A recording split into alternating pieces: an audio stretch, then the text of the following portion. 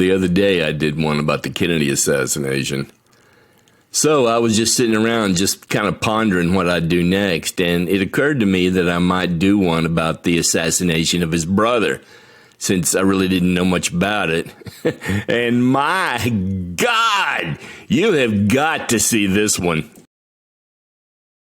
Okay, let's just start out with the patsy here. Sirhan Bishara Sirhan. Or if you're like from Oklahoma, it's Sirhan.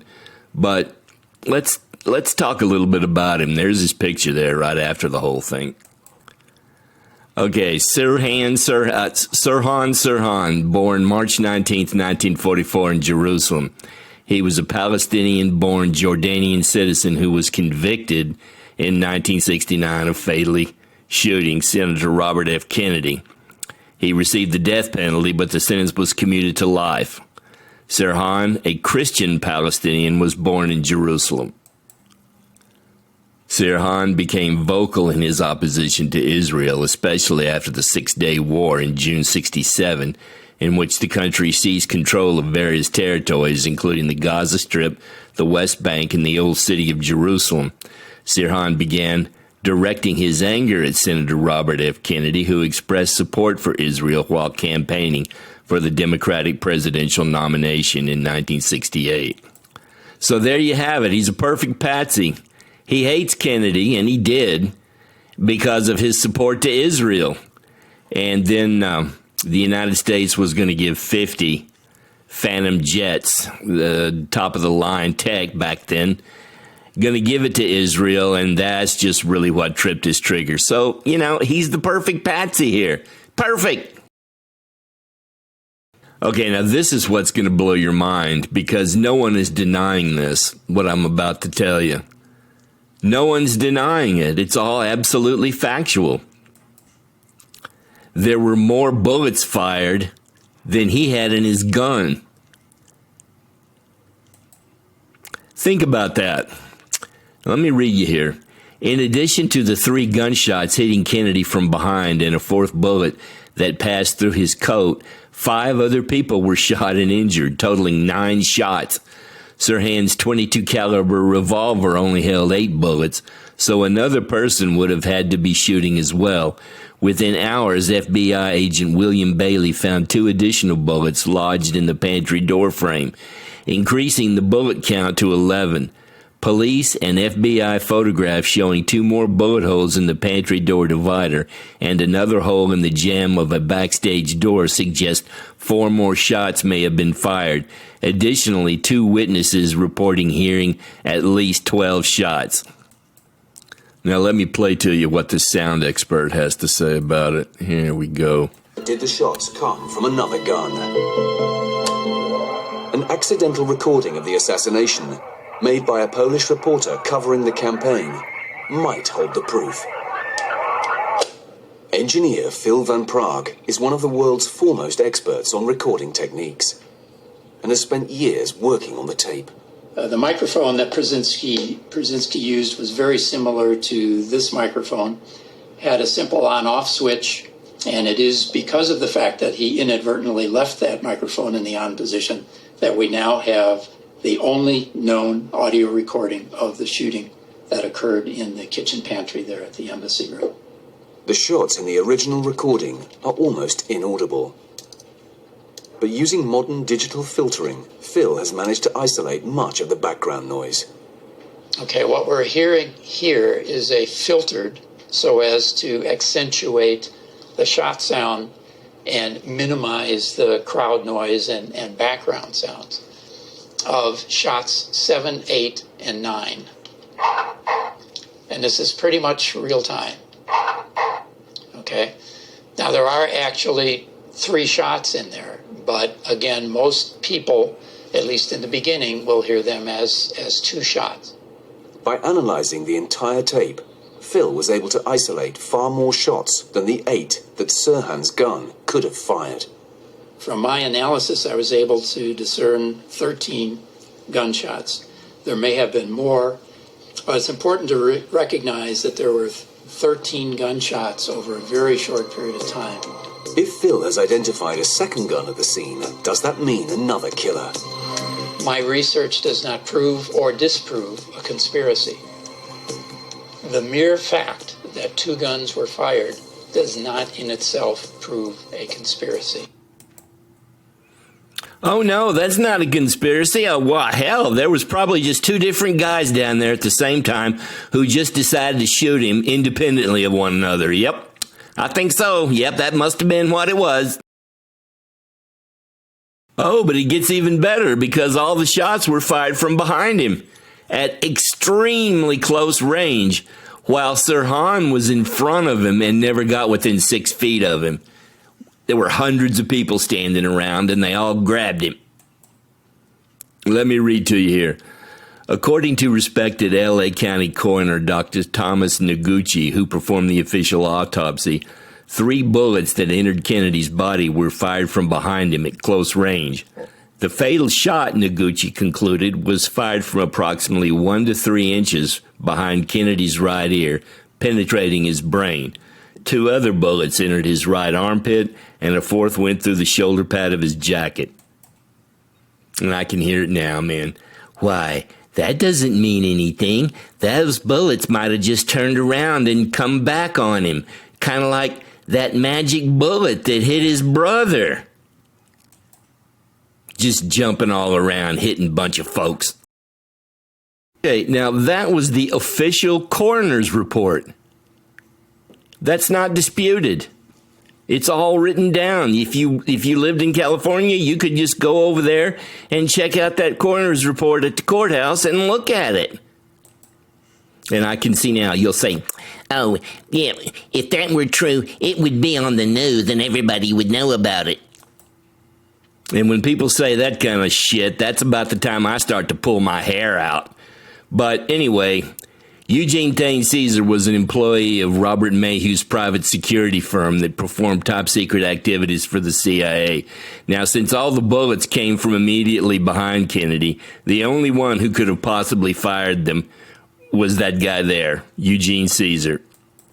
And now let me just play you what Kennedy's son has to say about the whole thing. Sirhan obviously took some shots at my father, but it's also very clear that he did not fire the shots that killed my father. Sirhan was 6 feet in front of my father at all times. He fired 2 shots at my father. Both of them, we know what happened. One of them hit Paul Schrade in the head, and the other one hit a door jamb behind my father and was later recovered by the police and then destroyed. Sirhan was then grabbed by Rosie Greer, Rayford Johnson, and 4 other men, and who created a dog pile. They put his arm behind him, and they could not get the gun out of him. He had like a superhuman strength, and he fired the 6 other bullets and emptied the chamber. All those bullets hit people, so all the bullets are accounted for. My father was shot by 4 bullets from behind. The ones that went through his body were fired at an upward trajectory and went into the ceiling. The one lodged in his brain, and we have that, and we know it does not match Sirhan's guns.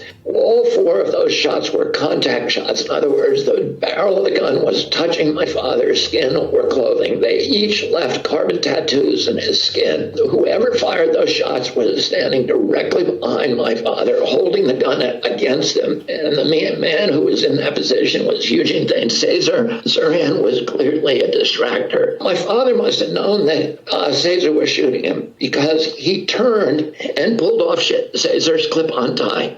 He fell on Caesar.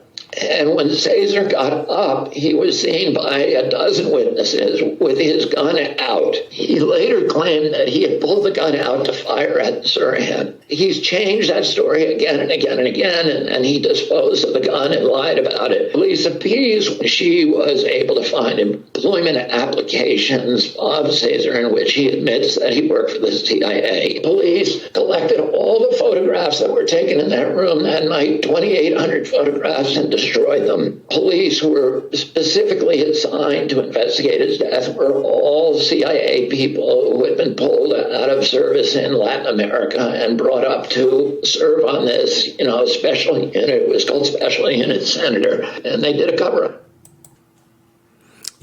I swear to God, I tell my wife about some of this shit, and she will literally put her fingers in her ears and start to hum.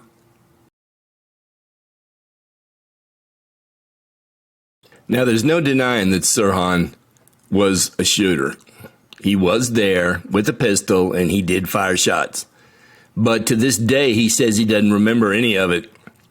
Anyway, I did one about mind control a while back, a video, and this is a classic case of mind control.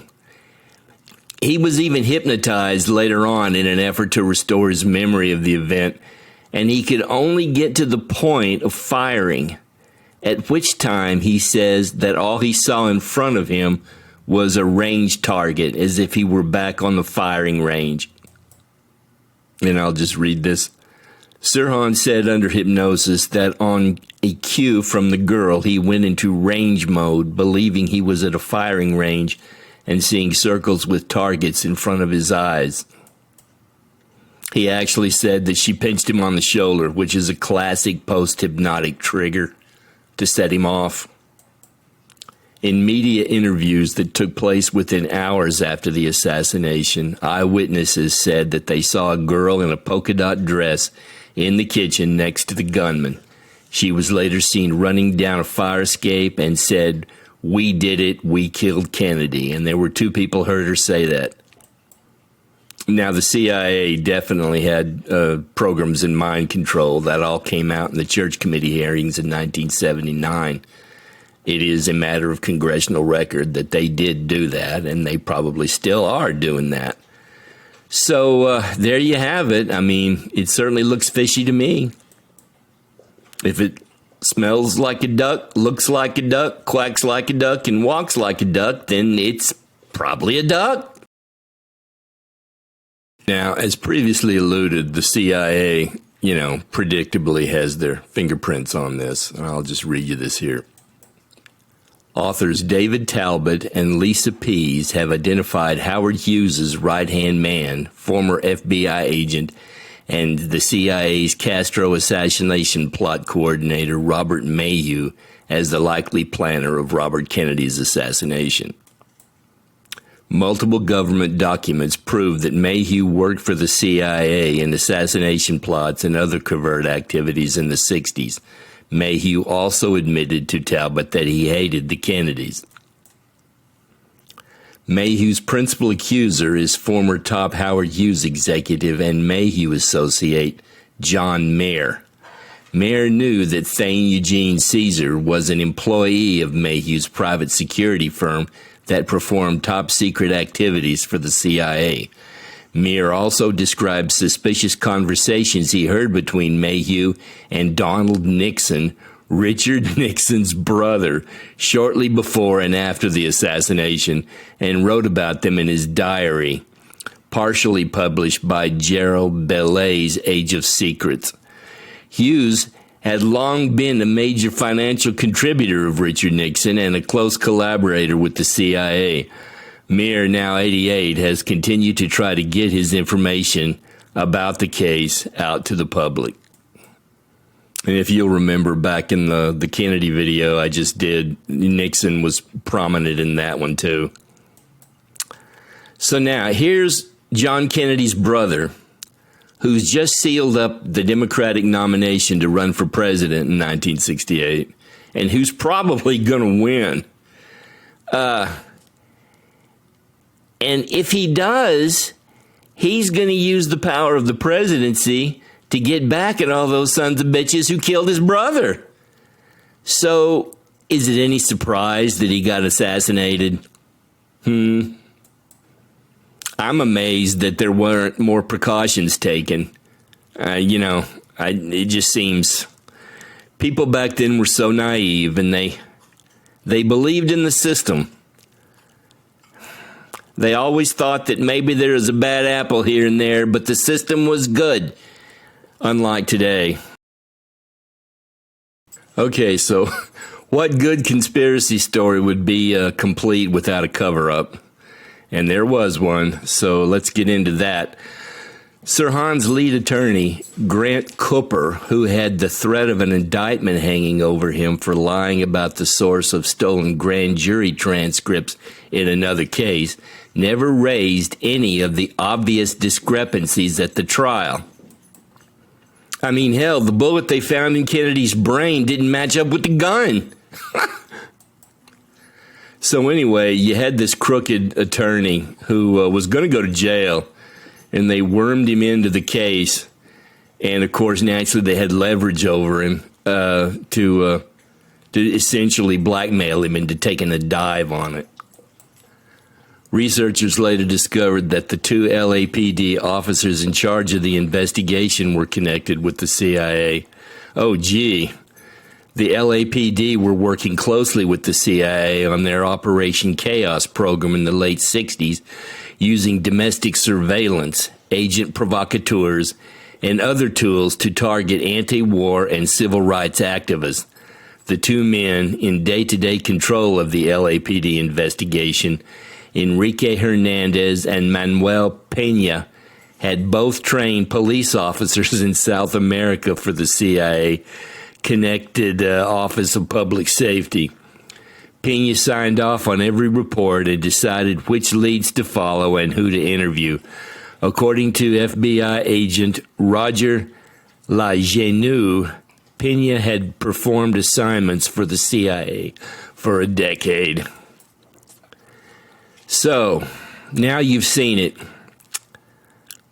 How in the world, the only way evil men like this can get away with the bullshit that they spit out is with a compliant media which covers for them. They were doing it then, and they're doing it even more now. Isn't that obvious? People are brainwashed. And I really wonder if anything can be done about it, or whether or not we're all just doomed. Anyway, if you like my video, give me the grace of a like. Do me the grace of your approval and give me a like and subscribe. And adios. Bye.